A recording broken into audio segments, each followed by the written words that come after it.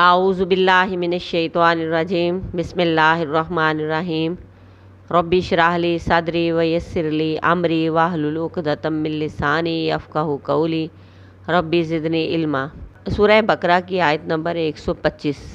وَإِذْ اور جب جعلنا البیت ہم نے کیا کعبے کو مثابۃ للناس ثواب کی جگہ لوگوں کے لیے، وامنا اور امن کی جگہ، واتخذوا اور پکڑو من مقام ابراہیم مقام ابراہیم کو مصلی جائے نماز، وعہدنا اور عہد کیا ہم نے الی ابراہیم ابراہیم کی طرف، واسماعیل اور اسماعیل کی طرف، ان طہرا یہ کہ پاک کرو بیت یا میرے گھر کو، للطوافین طواف کرنے والوں کے لیے، والعاکفین اور اعتکاف کرنے والوں کے لیے، والرکع السجود اور رکوع اور سجود کرنے والوں کے لیے۔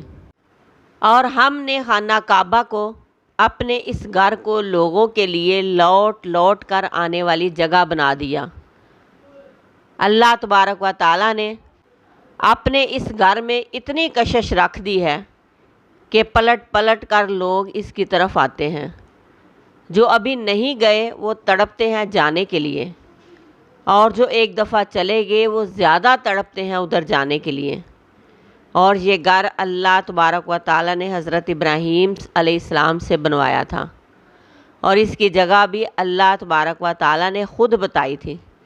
تاریخ میں ہے کہ سب سے پہلے یہ گھر فرشتوں نے بنایا، پھر اس کے بعد آدم علیہ السلام نے تعمیر کیا، پھر طوفان نوح کے بعد شیث علیہ السلام نے اس کو بنایا، پھر ابراہیم علیہ السلام نے اس کو بنایا۔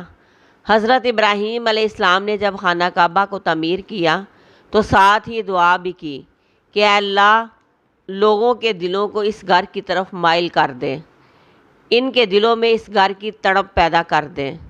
اللہ تبارک و تعالیٰ نے اپنے اس گھر کو امن والا بنایا۔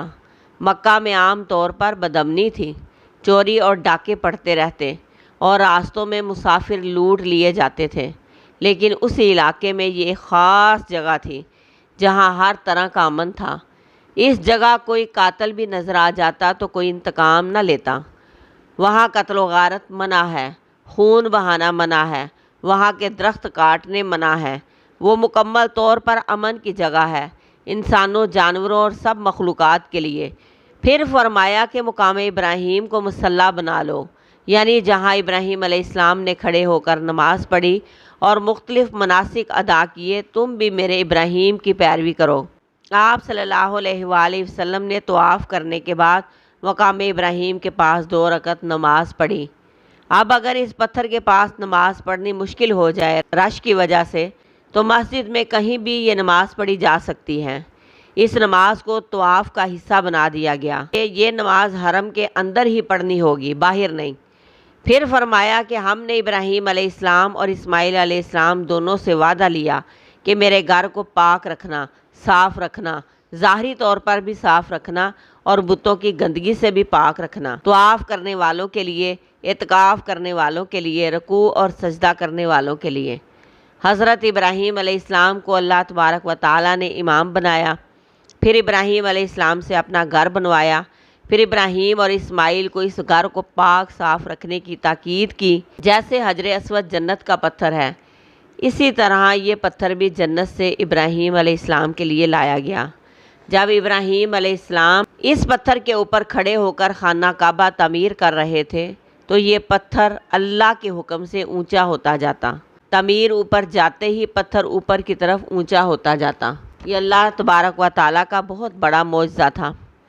حضرت ابراہیم علیہ السلام نے صبر کیا، اللہ کی خاطر بڑی سے بڑی قربانی کے لیے بھی سر جھکایا، اطاعت اور فرما برداری کی واضح اور روشن مثال قائم کی، تو اللہ تبارک و تعالیٰ نے بھی ابراہیم علیہ السلام کو امام بنایا، آپ کے قدموں کے نشانوں تک کو باقی چھوڑا۔ جو بندہ بھی اللہ تبارک و تعالیٰ کی طرف سے ملنے والے امتحانات میں کامیاب ہوتا ہے تو اللہ تبارک و تعالیٰ اسے اپنے خاص کرم سے نوازتے ہیں۔